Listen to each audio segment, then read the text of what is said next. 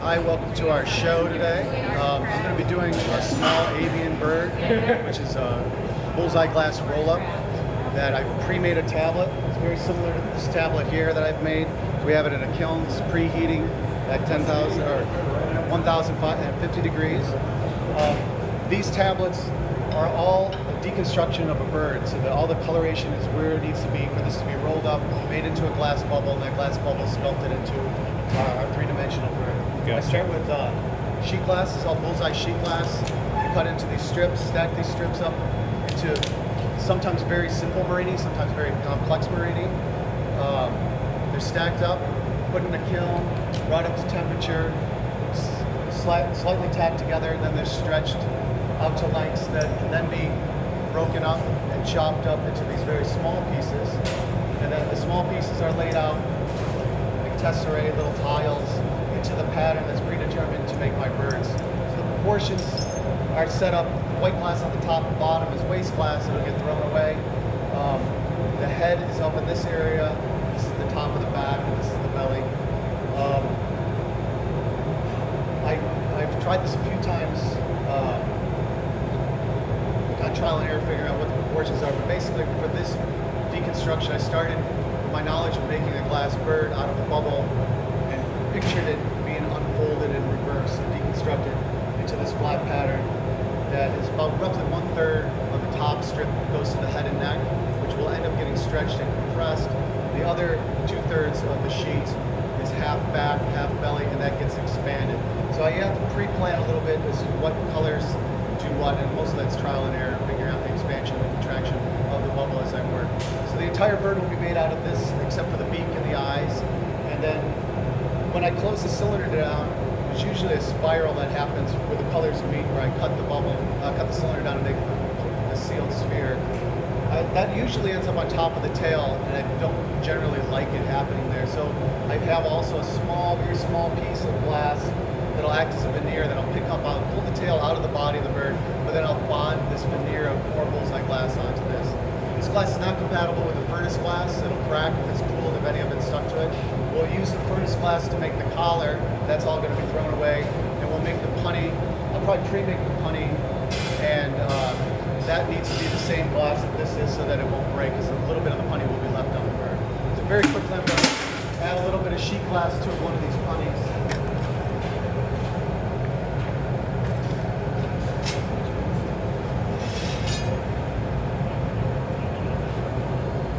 Will do. Yep. So this is a just cold cut piece of bullseye glass. Actually, I was cutting from here.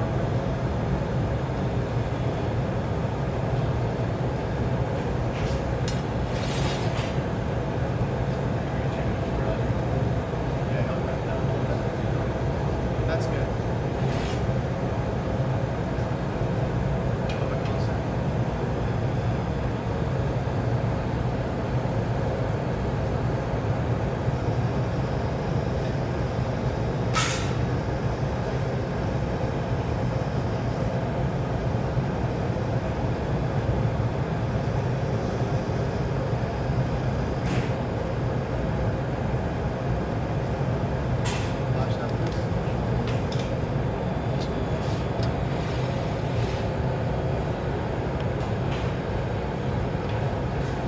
So that was just a thin waste piece of strip glass on the sheet, the bullseye sheet.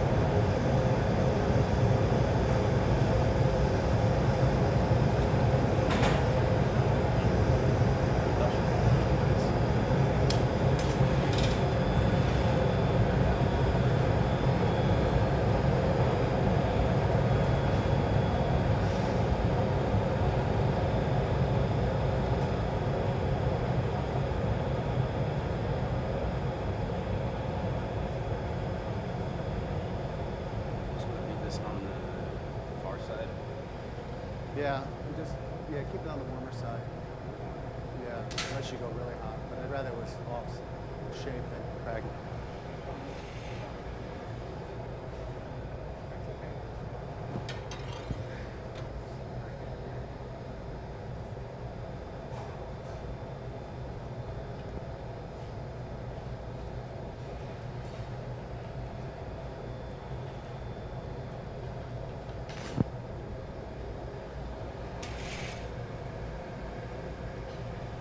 Much caffeine.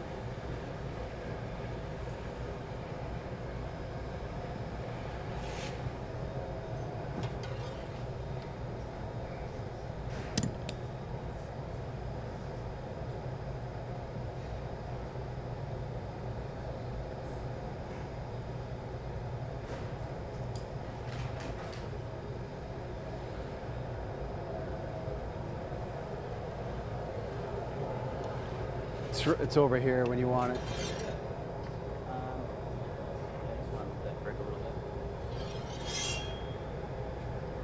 Can this come back too?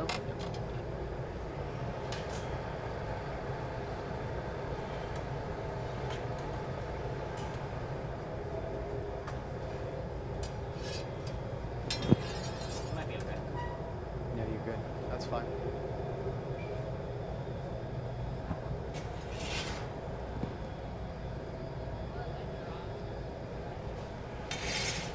So now that the punny's made out of bullseye glass, we have it set up there. I know it'll be compatible. I always leave a little bit of glass on my punny, from the punny on the piece when it's done. So we wanted to make sure that was made out of a compatible glass. I'm gonna make the collar out of our furnace glass. And we measured the diameter, or the length of the tablet, divided it by 3.14, shaved a little bit more off there, and that will give us the circumference that we need for gathering this up and taking one end of that sheet and making it meet the other end.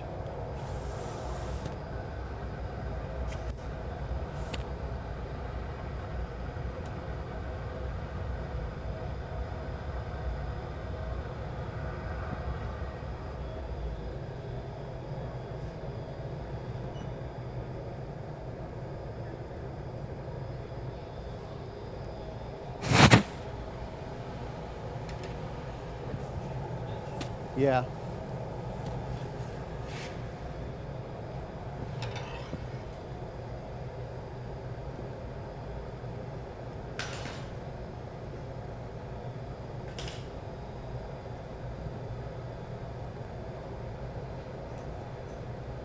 Ugh.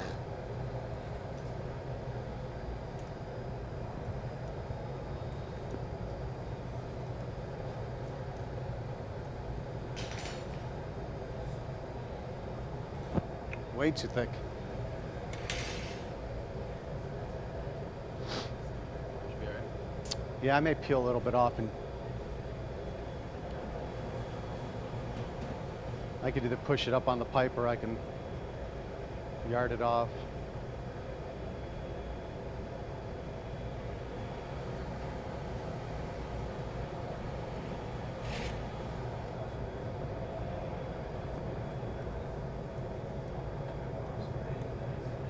Or does that gather out of the furnace? Yeah, this is the spruce pine. But this whole thing will get, the whole white top strip will get thrown out. Okay, we can. Yeah, we're good. So I'll leave this at the bench.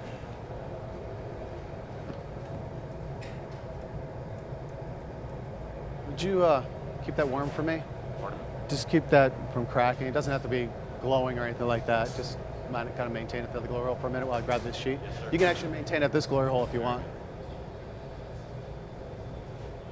Okay, so we have our collar made. We're gonna go pick up a small kiln shelf that's got our tablet. It's been soaking at 1050 for a little over an hour.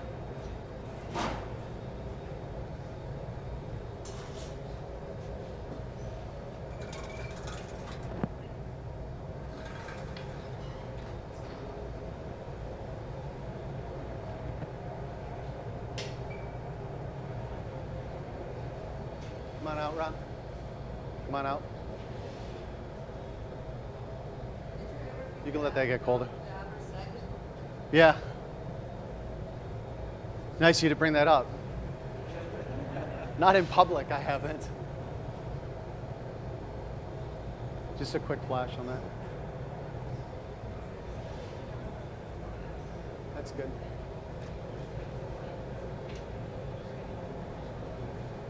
I'm gonna just keep spinning it here. Yeah. Like that. We're not gonna get this hot enough to. We're not gonna get this hot enough to roll it up on there. So one of the things I found with the small birds, they're pretty thin. And if I get it hot enough that I can roll it up right off the plate, there's a tendency to stick to the plate. So I found they're small enough, I can just pick this up, and pick it up like a flag and just go right into the glory hole with it straight, reheat it evenly on both sides in the glory hole, and then roll it up. Oop. So with a larger one, which we'll do tomorrow, we'll do a bigger one. With the larger one, I'll get it hot enough that it's flexible and I'll be able to roll it. This time we're just going to get it hot enough that it'll stick. Thank you.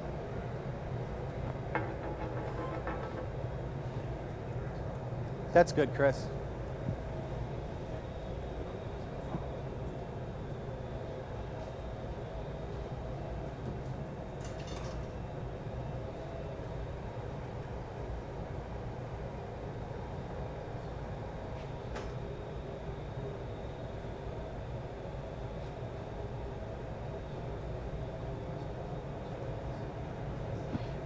So we've sandblasted this before we picked it up.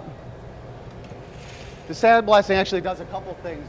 One, in the kiln firing process, contaminants can get on the glass, and you can start devitrification, which by the time you finish the bird, there'll be a haze on some of the areas. Certain colors are more susceptible than others. The other thing I found that it does, if you sandblast it, it's less likely to stick to the kiln shelf. I've done some where I was kind of in a hurry where I've sandblasted the image but didn't sandblast the white areas, and those areas, you know, or if you miss a piece in the middle, those areas will always stick, you know.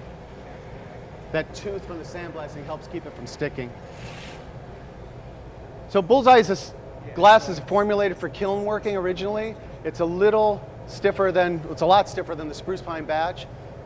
So you have to build the heat into it slowly. If I just stay in the glory hole and get it hot, the edges are going to get liquid hot really quickly and deform before the rest of it starts moving.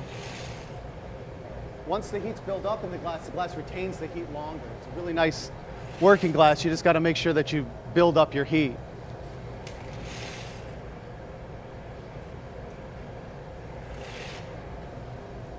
See how it's starting to flop around? We talked about this when we did the fish too. All the minerals that are in these glasses to make them the color they are absorb heat differently. So the darker areas, certain colors will tend to get hot faster. So I kind of watching that as I do it, that I don't overheat or overblow out one aspect or another.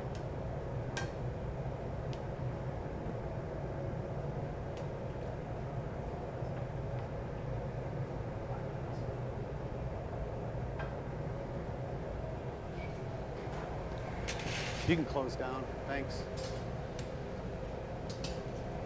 When I'm working on small pieces, I slide my bench up very close to the glory hole, so I'm not walking 20 feet every time I want to reheat.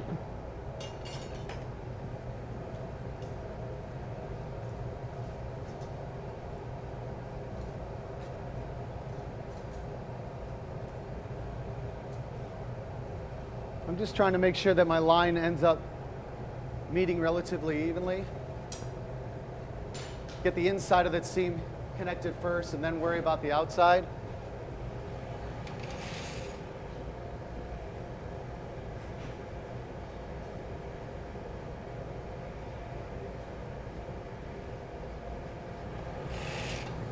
When you're using pure color like this, as soon as you come out of the glory hole, it's going to be softer than crystal would be, than clear glass. So if I rub the tools on it like now, you chill the surface, and then you make little tiny micro cracks, and then you rub all the rust and dirt that are on my tools into the cracks. So you'll find I do more pressing with things like that than I do rubbing. Even though if this was clear glass, I'd probably rub it in and get it pushed in faster. Nice thing about this being all marine-y, if I do get something on the surface, I can grind through that, and I'm not taking my color application off. Because except for that thin sheet of one color white that's on the interior, that color goes all the way through.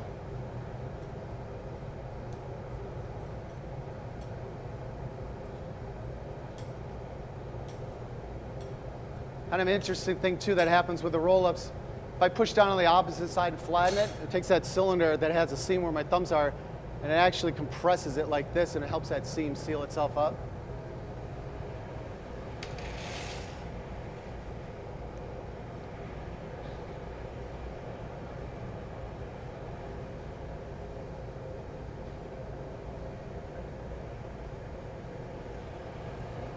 If you rush the seam and you don't get a good seal on it, as you start to blow the bird out and sculpt it, whatever you're making with it, it's got a tendency of unzipping. It'll spread apart. So I like to make sure I'm not too hasty with my seaming.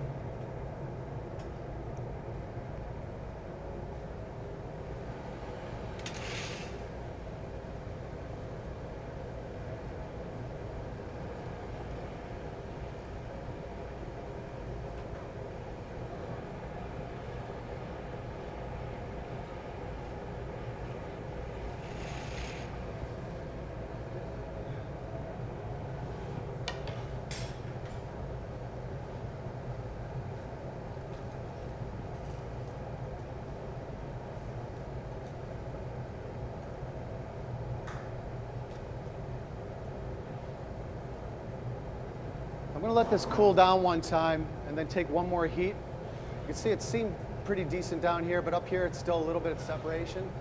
If I just keep going in the glory hole, it's going to get really floppy on me before that seam gets melted in. I can cheat it down with a torch, heat it up and get it to flow, but then that creates a hot spot that if I don't wait and let it dissipate, that'll create a problem too. If you let it get cold and then reheat it, you have longer time in the glory hole to actually heat it up and to get that surface tension to smooth itself out. I may cheat it a little bit too though.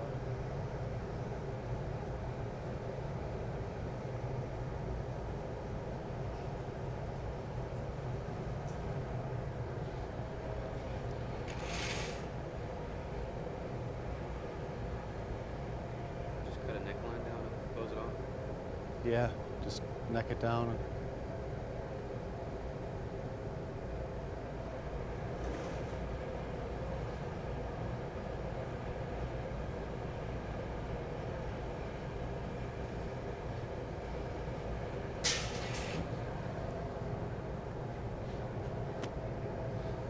The other thing I forgot to mention is when you make the collars on these, make sure there isn't any glass off the end of the pipe. Because even though you have a tube off the end, all your marving compressing will seal it off and you end up closing off your bubble. Occasionally I blow through it to make sure it's okay, or I'll stick the jacks in there just to make sure the tip is fine and I haven't sealed off my bubble.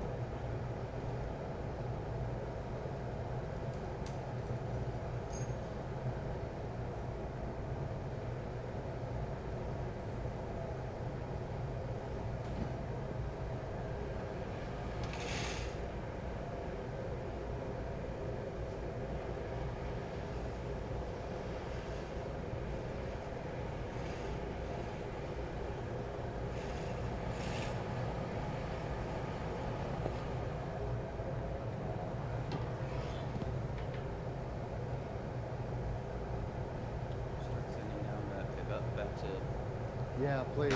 900. Yeah, that'd be fine. Thanks. 910. You can see how much softer that black is than the French vanilla and white mix that's on the belly. You start using the jacks to neck it down and it pushes on the black side but not on the white side.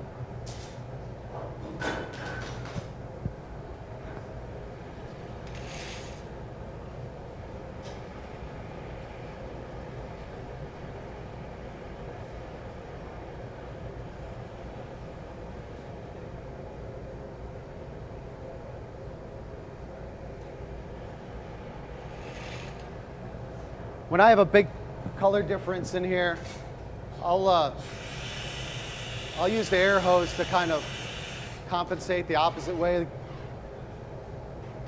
cool down the area that's softer so that it blows out a little more evenly. You could also use the torch to increase the temperature of this side, try to get them up so their viscosity is similar.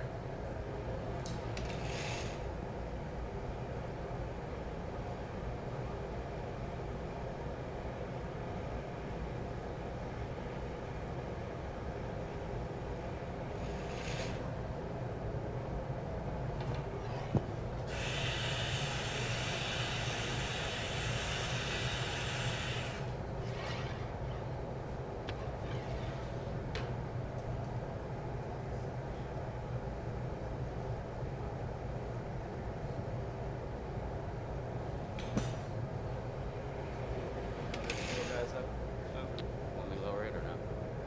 Oh, we should probably keep it up for that. 10:50. Yeah, is that a problem?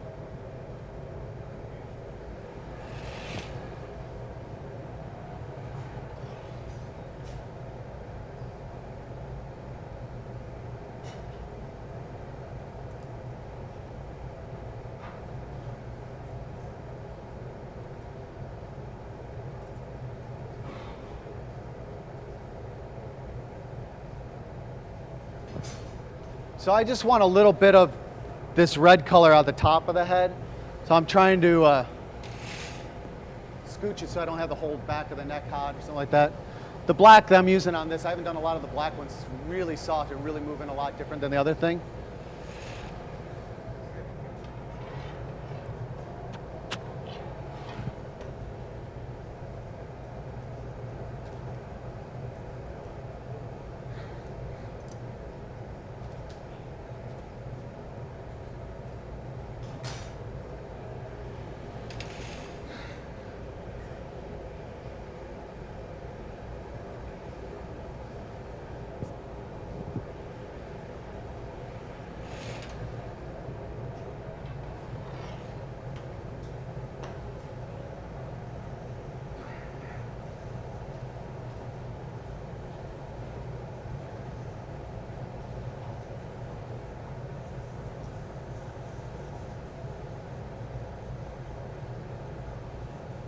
So, yeah, so if probably going forward, if I do a lot more of these black ones with the black in it, I'll probably put a different color sheet backer on that to balance out.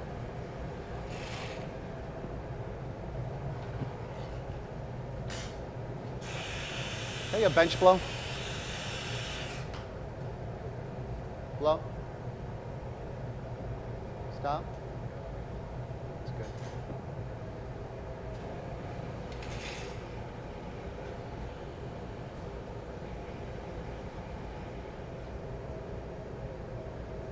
So now that I have a bubble on the back part, I'm going to separate it into the two halves that become the wings and the tail and the belly.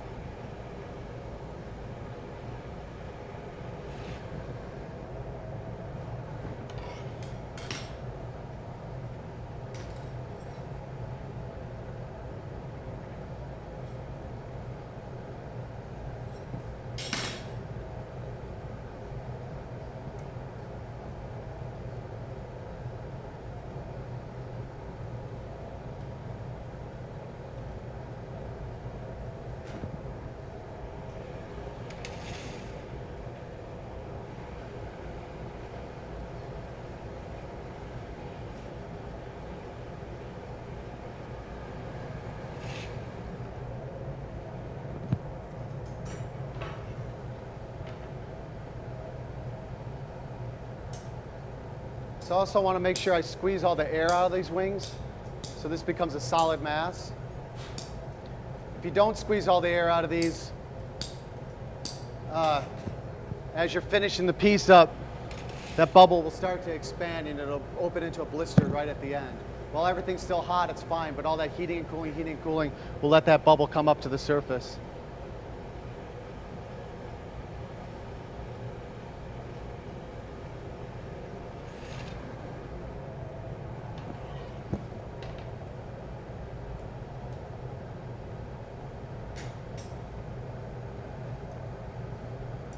Did you clean these?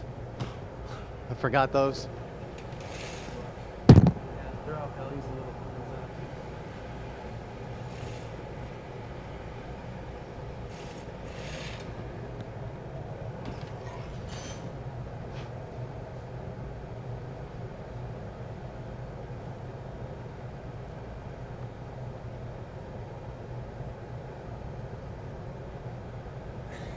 One of the things I like about sculpting glass is that things could go horribly awry, and then you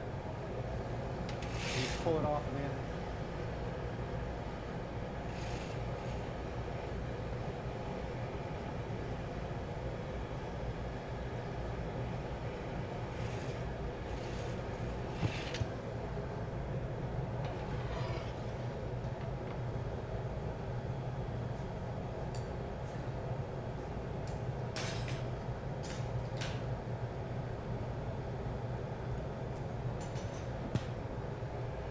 So before I go any further with the sculpting, I'm going to heat the top of the tail up and pick up that little veneer we have in there.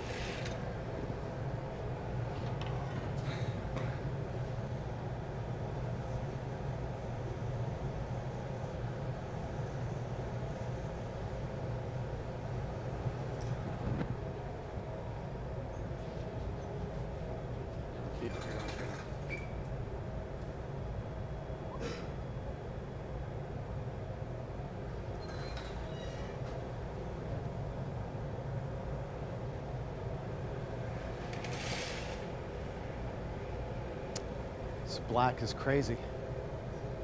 Note to self, no more black combinations for public demos.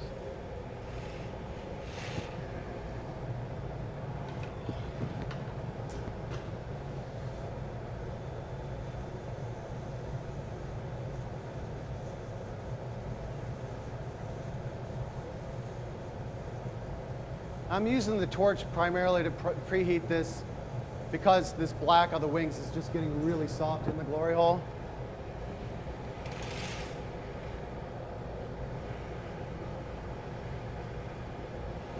Perfect for cleaning my fingernails. Thank you.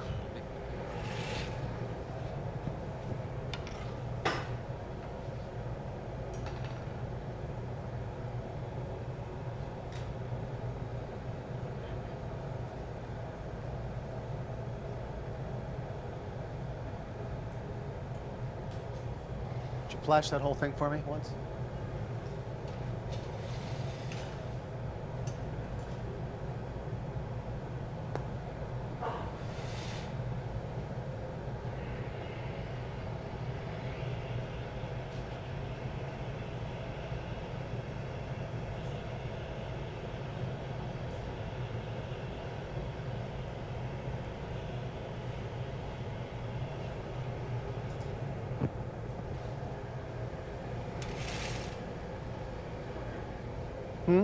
Air. A little bit, yeah.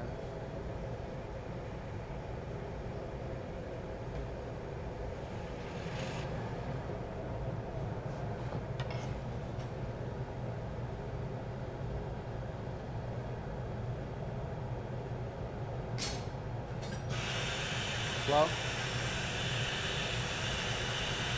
Stop. Slow. Stop. That's good. All right, so now this part's, the wings are really cold. I'm going to build up a little bit of heat in there, and I'm going to use this area here is half the thickness of the wings down in here. So I'm going to use the torch to preheat the wings. Would you get a good heat on that? Rather than just using the glory hole, because if I do that, when I go to pull the wings, that center of the back is going to pull really thin because it's half the thickness. That's good, Chris.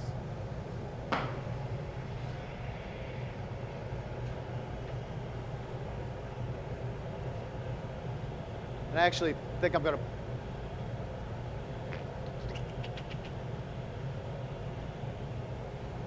make this tail a little smaller as well.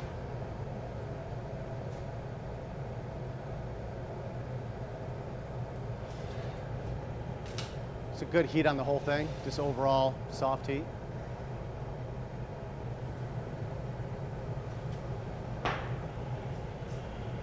That's good.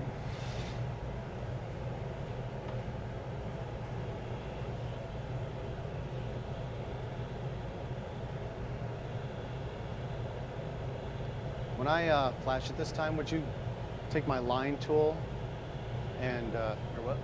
My line making tool, that line crimper? Oh, did I not get it out? Where is it? It's like the weird one that sticks out. No, I'll flash that. I know I have it out.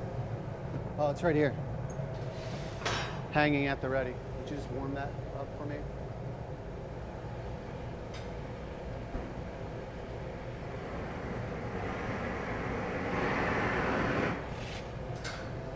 Thank you.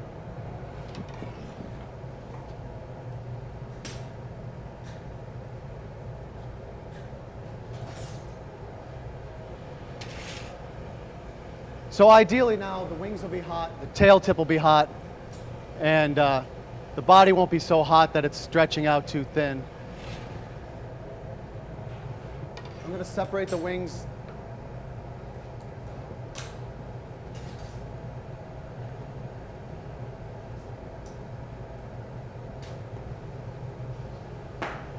And because this black is really soft, I'm just going to, one more time, just heat the wings and the tip of the tail. I use a larger torch when I do this part because it expedites the process. It's a lot quicker.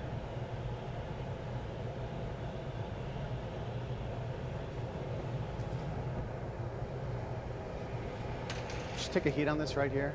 Just stay side to side. Flip it back and forth. Thanks.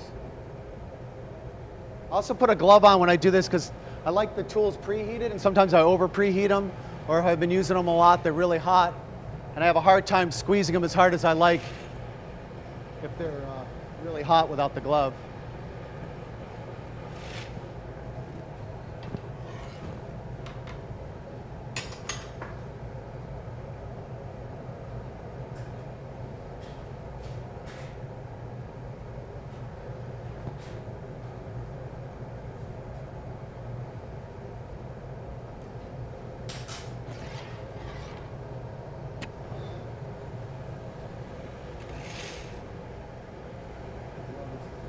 No longer functional. It's so slippery. No, I just won't use it anymore. Oh, I saw you had another one. That didn't sound good. Nope.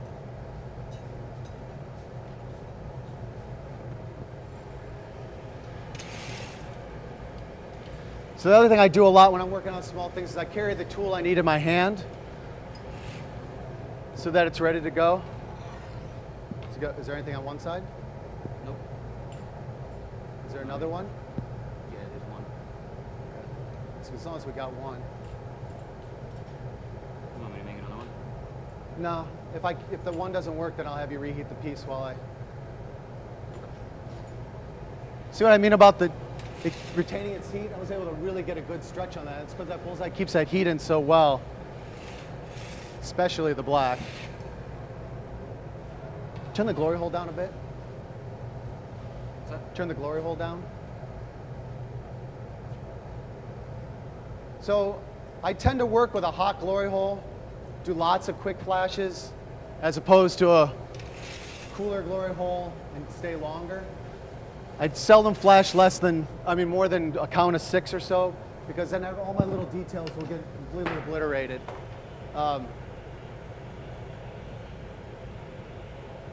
At this stage, a lot of the sculpting is really flame working. I'm just using the glory hole to keep things from breaking.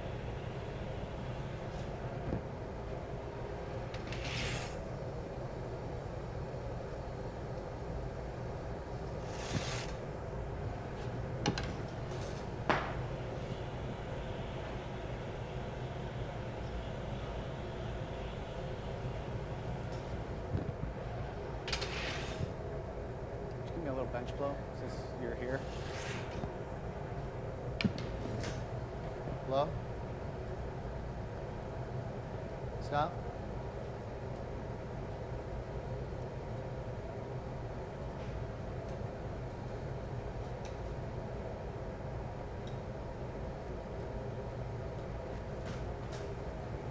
So I generally set some fairly aggressive angles in the sides of my things when I'm working on them. They're not always anatomically correct. They just give that kind of an indication of realism, so it's not a balloon with wings. I will go back. Some of that stuff will get smoothed out in the shaping process.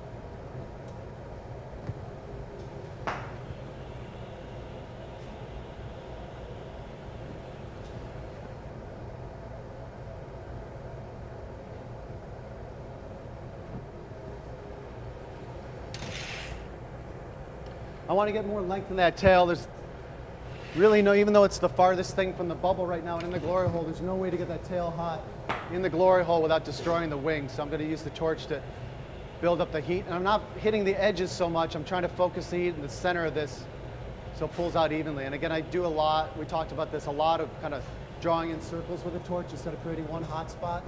You create an outer ring, the heat will fade into the center and the center will be just as hot as the edges. If I just go right in the center, I have an extreme heat differential that I'm not wanting.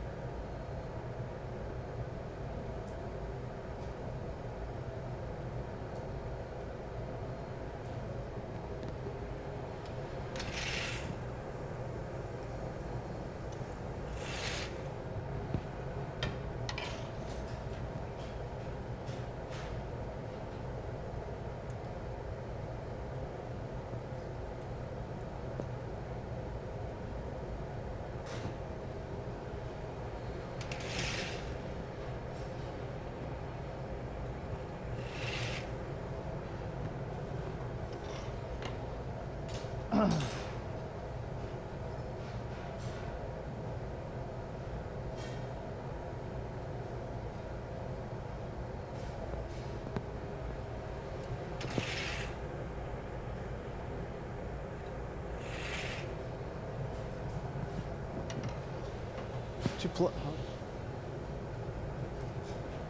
you flash this for me?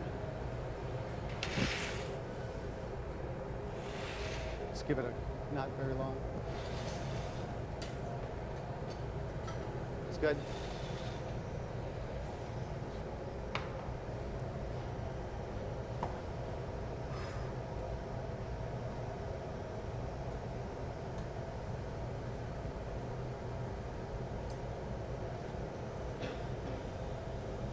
I got the reheat.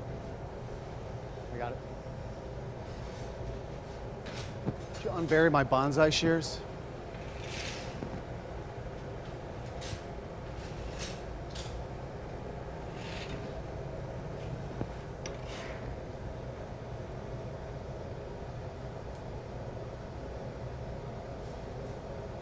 Wow. Bless you. Steve White. What's that? Steve White. Oh, I didn't hit where I wanted to cut when I had the chance. I missed.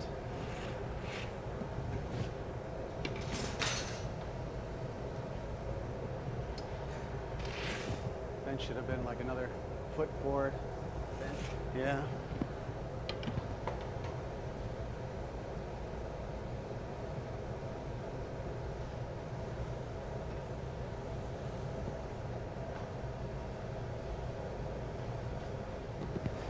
So really fine details, if I want something really pointy, oftentimes I'll just leave a squeeze on it. So I'll just come in here. It's actually warm enough now. Put a squeeze in there.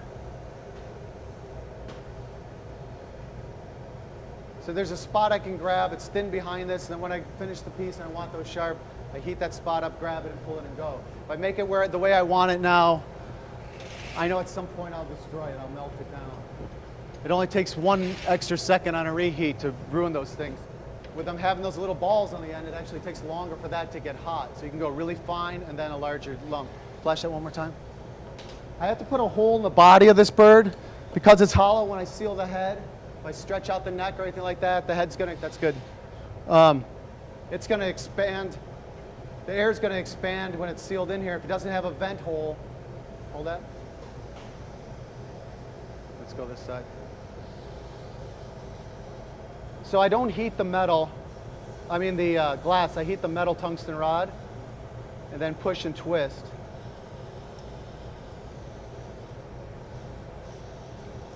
Flash, please. If you keep heating the rod, the glass will stay stuck to it. You want it to cool down and then it releases. That's good. So this does two things. It gives me a vent hole for the air to escape, but also when I'm working on this, when I seal the head up, if the head is in the shape I want or I compress too much from the outside, I can put this brass tube on it and inflate it and blow out any part that I heat up. One thing that I like to do, because this is so covered with pattern, it's really easy to lose where I put that tiny hole. So I try to remember which armpit I put it under while I'm working on it. Move that punny over a little bit more. Yeah, you can probably just grab that. See, yeah, go grab it, bring it out.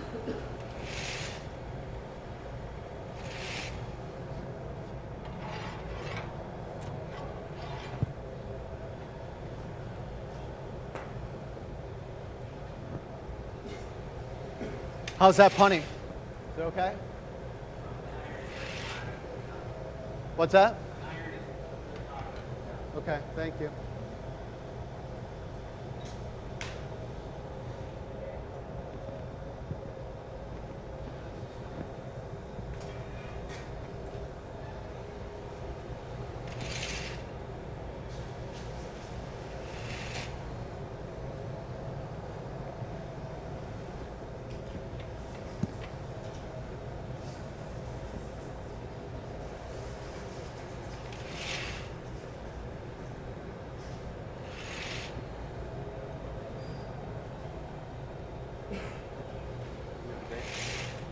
Yeah, I'm gonna, after I sit down, you can bring that over, I'll torch it and we'll switch one more time.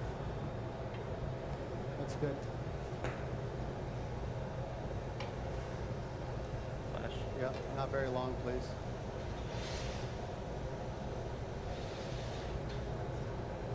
You should flash one more time. That's good. Let that tail fall back on center.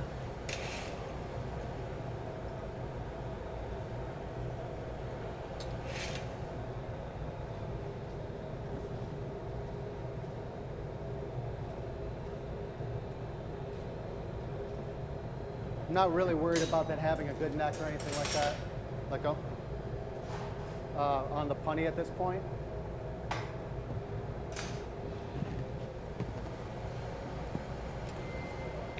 Because I just want that bit attached, the punny attached to the bird.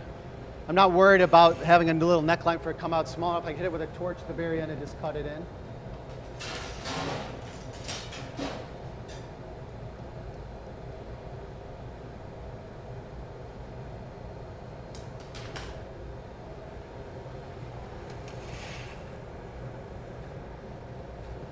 Minutes, huh?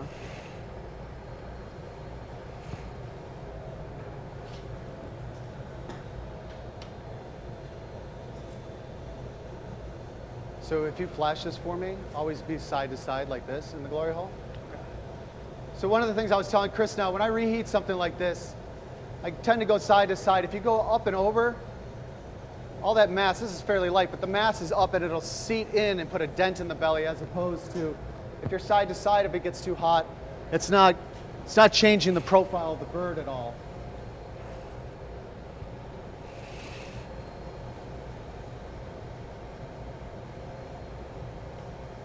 So it's very different than, traditional glass blowing on center. There's no rotations really involved. It's just kind of flipping. It's not constant turning. If I was to turn this quickly, the wings would start to flare out, the body would flare out, and all the thick and thin sections would adversely affect each other.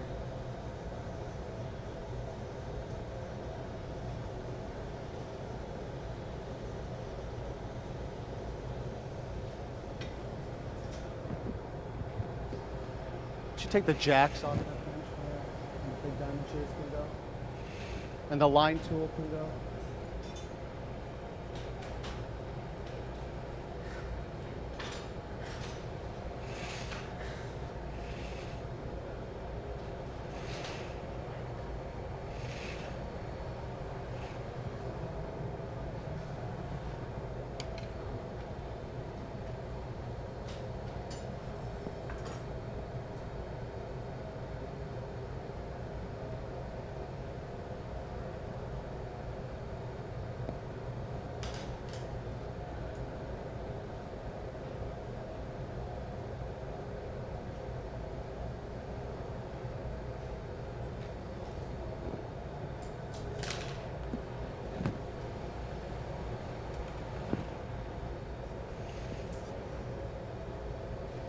Ten minutes.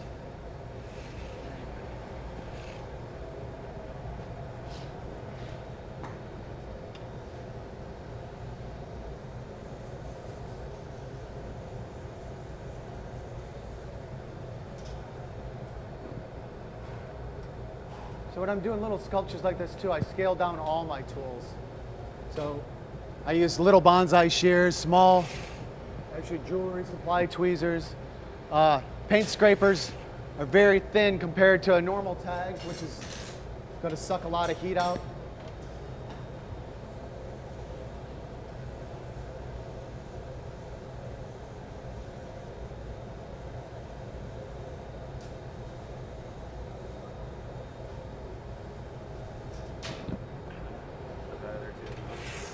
What's that? Get rid of some of that other stuff too if you want. Yeah, I think we're okay. I'm used to a big pile. I'm not used to having someone fix it for me. I can throw some more stuff on there if you want it. Now then I feel like right at home.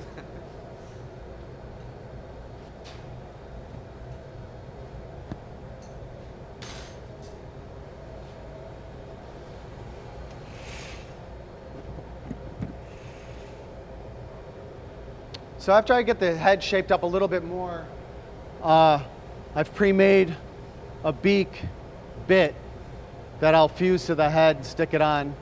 When I'm doing these small ones in my shop, I don't have any assistants when I do them, so I devised little ways of doing it so that everything was prepared so that I could do it myself.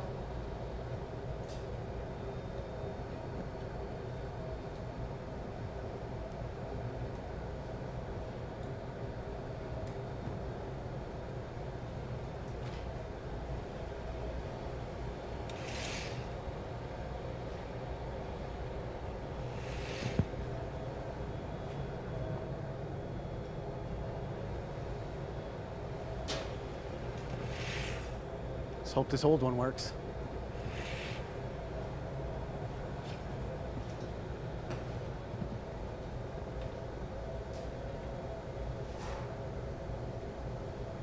These explode sometimes. Flash this, please. Not very long, please. So I just heat the tip of the ball here and get it hot enough that it'll fuse it on.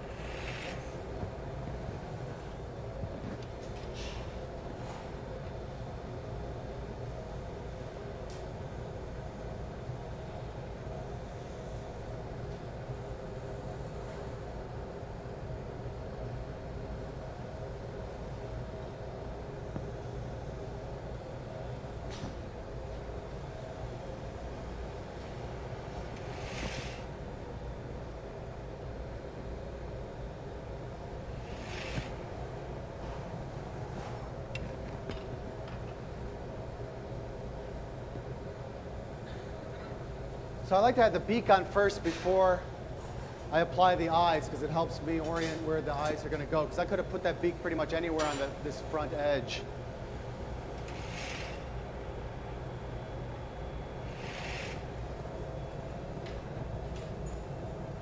So this is all bullseye sheet that I pulled into little thin canes.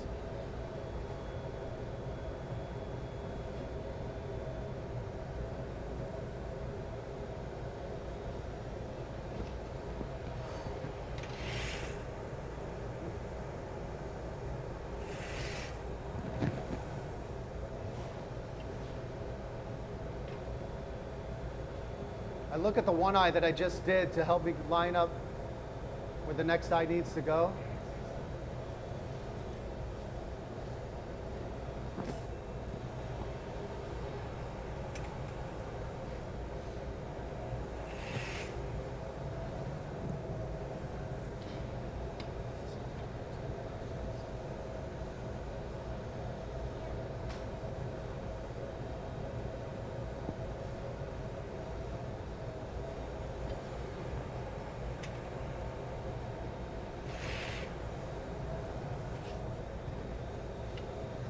With something like this, I want to heat tangentially. I don't want to just blast the side of the head or the whole thing will cave in. I'm just trying to get that colored bit on top soft.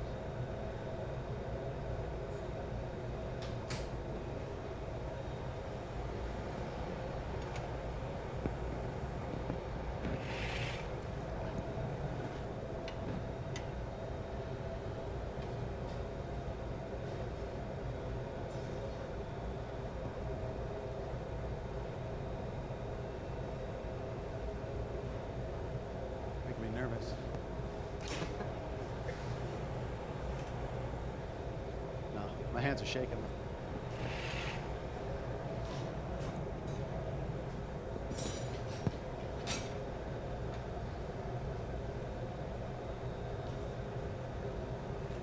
Let surface tension round that up.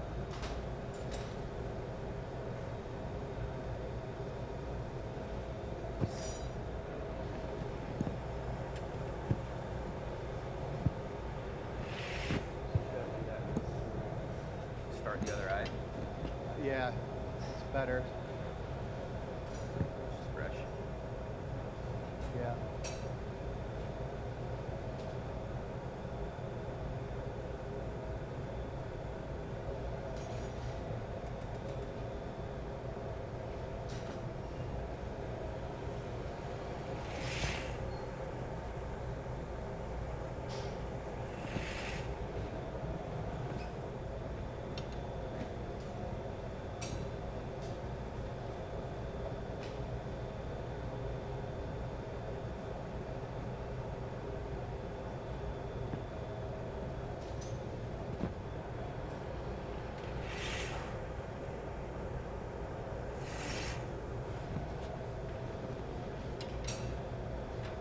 I'm going to preheat this just a little bit.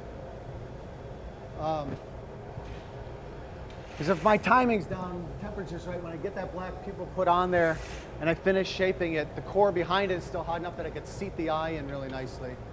And it didn't happen the last time when I did the other eye just now, so I'm going to try to preheat it just a little bit.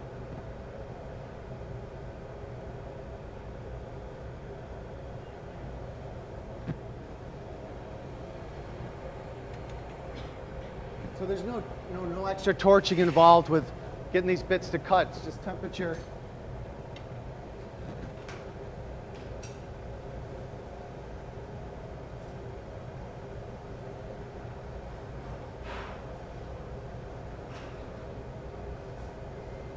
Oof.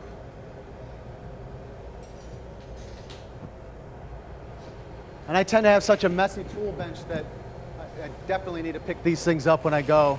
Otherwise, the time I need to be working on the glass, I'm hunting around for my tool.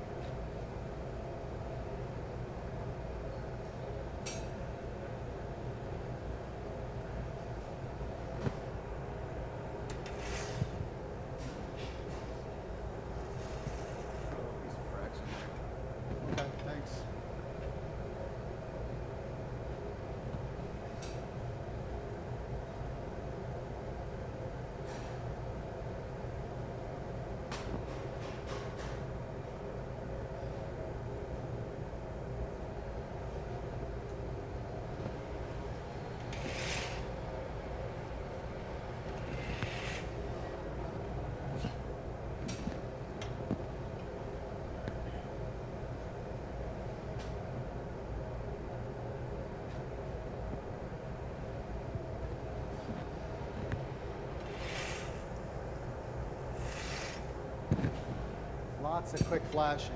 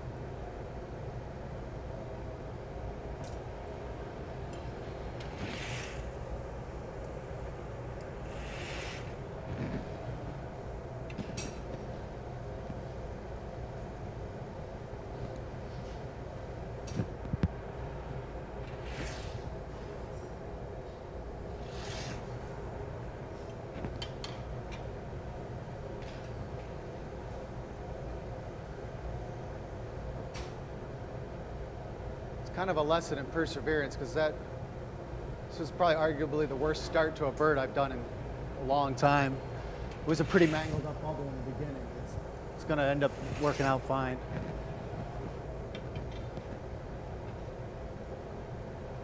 A little cold. What happened in the bubble?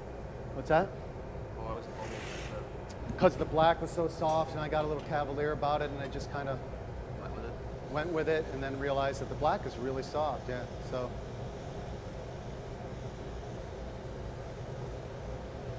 I knew it was going to be soft, but I just did it anyways and realized that was a mistake, you know. But I'm just going to keep this neck up a little bit so I can give it a little more attitude. I found that if I make the head straight and then curve them later, it's easier for me to sculpt on a straight head. If I'm going to having a real extreme curve to the head, then you want to make it curved and work outside the bench if you need to. Also, this guy's got a bit of a goiter here I want to get rid of.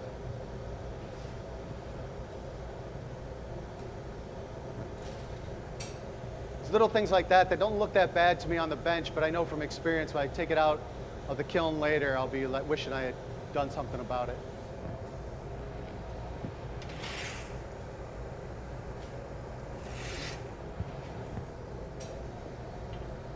I don't stay in the glory hole very long because I really don't want that beak to get so soft that when I go to turn this head, it's going to distort.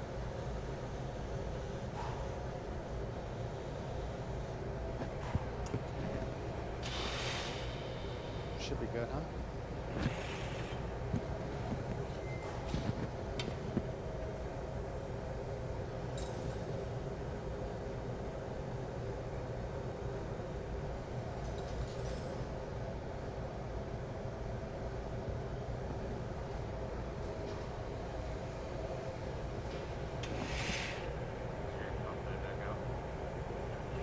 I think so. I think I'll leave it. I don't mind. I like it necked in a little. I think I'll just hit this beak and be done. So I'm ready to finish this out. I'm just going to make sure that the tail's not moving at all, which scares me a little bit. I'm going to build a little bit of heat up in it.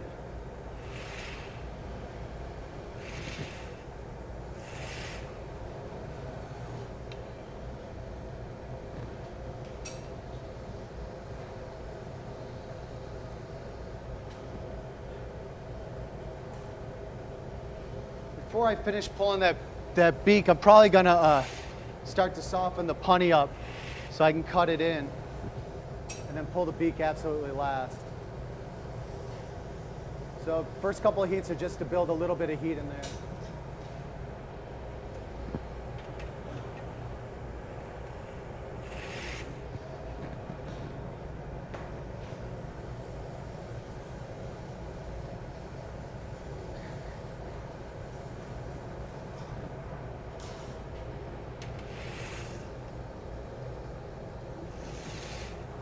Can you open one side for me, Chris, please?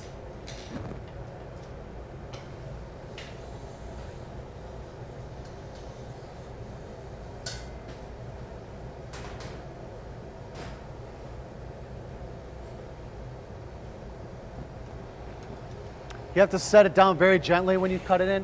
If it's still moving, it's not going to break off, but that's such a fine line now that if I slam it down, it's going to pop off the pipe.